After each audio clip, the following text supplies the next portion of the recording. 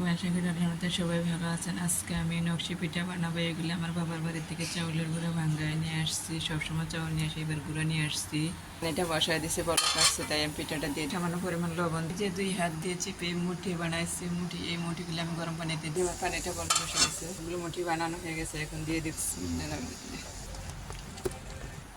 পিঠাটা সিদ্ধ করা হয়ে গেছে। এখন এগুলো আমি এখন মুঠি, কারণ আমাদের গ্রাম শহর এলাকায় তো গাইল নাই, তাই ইয়ার মধ্যে কাঠি দিয়ে করবো। গ্রাম এলাকাতে গাইল দিয়ে করা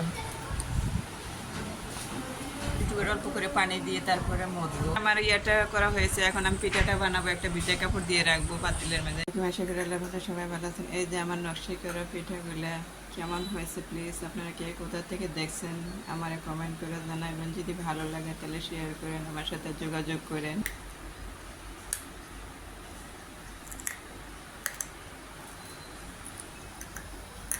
যে সবগুলো পিঠা আমি নিজেই বানাইছি, আর কেউ বানায়, শুধু আমি বানাইছি।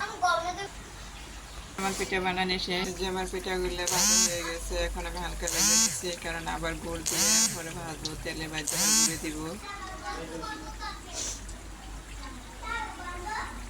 যে আমার পিঠাগুলো কেমন হয়েছে, প্লিজ আপনারা কমেন্ট করে জানাবেন, আর আমার সাথে যোগাযোগ করেন। যদি ভালো লাগে তাহলে শেয়ার করেন। আসসালামু আলাইকুম।